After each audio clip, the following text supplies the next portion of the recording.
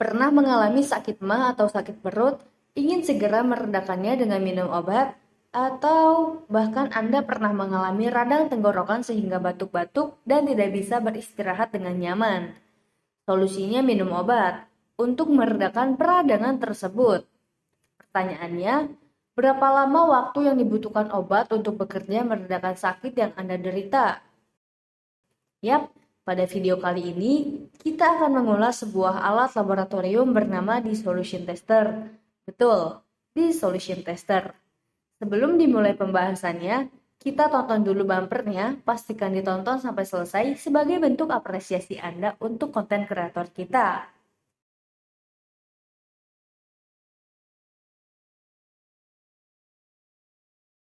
PT Andaro Persada Mandiri adalah distributor alat laboratorium yang memberikan solusi lengkap terintegrasi.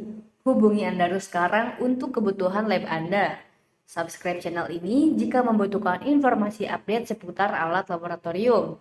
Like video ini jika bermanfaat, berikan komentar, saran, pertanyaan, atau silakan berdiskusi di kolom komentar. Terima kasih. Yuk kita mulai. Kita mulai pembahasan ini dari kata dissolution tester.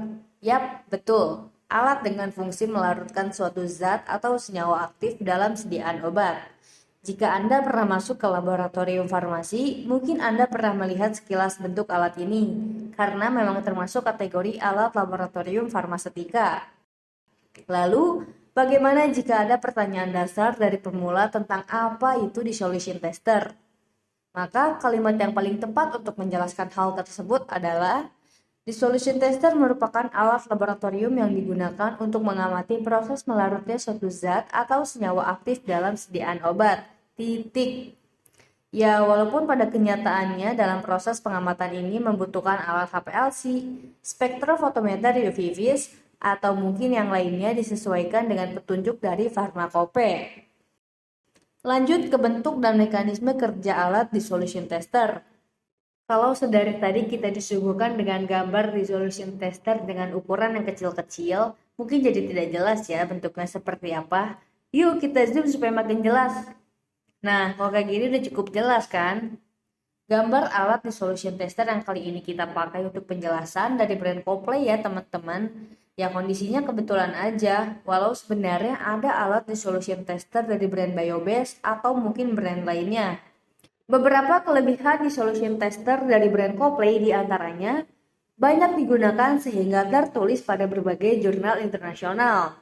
Produk instrumen tersertifikasi ISO 9001-2008 tentang Quality Management System. Tersertifikasi juga United States Pharmacope dan European Pharmacope.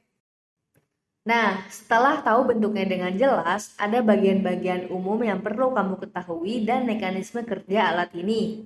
Ayo, saya tunjukin satu persatu ya. Bagian ini namanya chamber atau bak penampung air. Fungsinya ya menampung air untuk mendapatkan suhu yang sesuai dengan kebutuhan.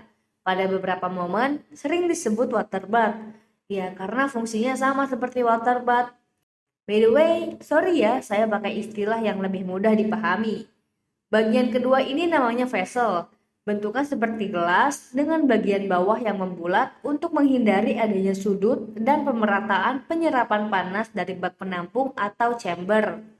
Bagian selanjutnya mudahnya sih disebut batang pengaduk. Bentuknya seperti batangan besi biasa yang cukup panjang. Istilah sebenarnya sih drive shaft. Umumnya terbuat dari material stainless steel. Dalam paket pembelian biasanya dapat sesuai dengan jumlah vessel. Ya, kalau kamu beli dissolution dengan 6 vessel, dapat juga 6 drive shaft. Begitu juga kalau kamu beli yang 8 vessel. Fungsi utamanya sebagai konektor antara main unit dengan dayung yang nantinya akan diletakkan di tengah vessel. Oke, setelah batang pengaduk di bagian bawah biasanya dipasang dayung untuk mengaduk cairan yang terdapat pada vessel. Nah, bentuknya kurang lebih seperti gambar ini. Istilah sebenarnya adalah pedal steering element. Ada juga yang bentuknya seperti keranjang, disebut basket steering element. Dan terakhir, kapsul sinker. Oke, kita lanjut ke bagian yang berhubungan dengan kelistrikan dan main unit. Yang pertama ada heater. Fungsi utamanya memanaskan air pada chamber sesuai dengan kebutuhan. Pada jenis dissolution tester tertentu, heater ini berada di dekat sirkulator pump sehingga air panas bisa lebih cepat menyebar atau tersirkulasi. Lanjut ke bagian kedua adalah sensor suhu. Fungsi utamanya mengetahui suhu air pada chamber untuk ditampilkan pada monitor. Bagian yang selanjutnya adalah main unit. Di dalamnya terdapat motor, display monitor, dan controller. Fungsi motor untuk menggerakkan dayung secara konsisten sesuai dengan pengaturan pada main unit. Display monitor dan controller biasanya menyatu karena bersifat touchscreen. Indikator yang bisa dilihat di dalam panel tersebut umumnya suhu air pada chamber dan kecepatan putaran. Namun, mungkin juga disematkan fungsi lainnya sesuai dengan program yang sudah ditanam pada controller. Nah, sampai sini kita sudah tahu tentang bagian-bagian pada alat dissolution tester. Pertanyaan selanjutnya, apa fungsi alat dissolution tester atau buat apa sih alat dissolution tester itu? Jawaban singkatnya, dissolution tester memiliki fungsi sebagai alat peraga fisiologis tubuh manusia, tepatnya di usus dan lambung. Maksudnya gimana sih? Jadi gini, di awal tadi kita udah dikasih statement kalau sakit dan pengen cepat sembuh kita harus minum obat. Kemudian udah disampaikan juga bahwa alat dissolution tester digunakan untuk mengamati proses melarutnya suatu zat atau senyawa aktif pada obat. Terus pernyataan ketiga, dissolution tester memiliki fungsi sebagai peraga fisiologis tubuh manusia. Nah, udah nyambung belum kira-kira? Oke deh, kita buat penjelasan yang lebih sederhana tentang hal ini. Misalkan ada orang yang menderita sakit emah dan sedang sakit-sakitnya. Tentunya hal ini disebabkan oleh asam lambung yang meningkat. Di mana? Di lambung udah pasti. Untuk meringankan sakit emah yang diderita, orang tersebut meminum tablet sakit emah yang berwarna hijau. Sebut aja promo. Nah, semenjak obat masuk ke mulut hingga sakit mereda adalah waktu yang dibutuhkan obat untuk hancur senyawa aktif larut dan menyebar di dalam tubuh, tepatnya di wilayah lambung. Lebih detail lagi, misalnya ada orang yang merasa sakit emah setelah makan siang. Orang tersebut segera meminum obat 1 jam setelah makan. Efek mereda yang dirasakan didapat setelah 20 menit meminum obat. Lalu, bagaimana cara agar efek obat dirasakan menjadi lebih cepat? Misalnya 10 menit aja.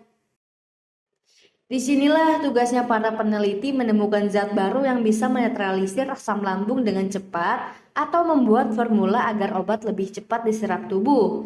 Atau mungkin juga perlu menambahkan dosis obat. Nah, peran si alat dissolution tester tersebut digunakan sebagai alat peraga lambung manusia. Daripada menguji cobakan langsung kepada manusia, para peneliti menggunakan alat dissolution tester sebagai peraga lambung manusia. Itu tadi penjelasan tentang konsep obat mah, alat dissolution tester, dan peneliti.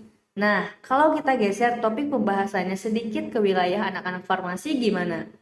Suatu hari, mungkin anak perguruan tinggi farmasi akan berhubungan dengan alat dissolution tester. Entah itu praktikum biasa atau ketika uji kompetensi disolusi obat.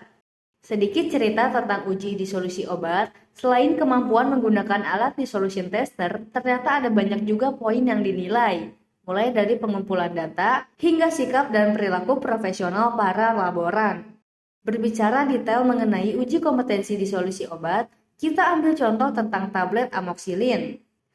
Pada farmakope tertulis, tablet amoksilin mengandung amoksilin tidak kurang dari 90% dan tidak lebih dari 120% seperti tertera pada etiket.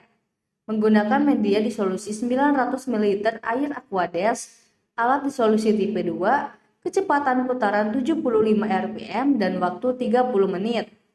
Setelah alat siap, vessel terisi air, tablet dimasukkan dan proses disolusi pun berjalan.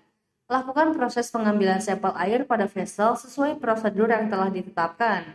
Lakukan pada menit ke-5, 10, 15, 25, dan 30. Keenam sampel tersebut disimpan secara terpisah untuk kemudian dihitung seberapa besar prosentase amoksilin terlarut menggunakan alat HPLC. Hasil perhitungan mengikuti rumus atau template perhitungan yang sudah ditetapkan sebelumnya. Obat dengan jumlah persentase terlarut di bawah 90% dapat disimpulkan tidak sesuai dengan farmakope. Sedangkan obat dengan persentase terlarut di atas 90% masuk kategori sesuai. Nah, kira-kira sampai sini dulu penjelasan tentang alat dissolution tester. Pastinya pengetahuan kamu tentang alat dissolution tester sudah bertambah. Semoga informasi ini bermanfaat. Sekian dan tentu saja terima kasih.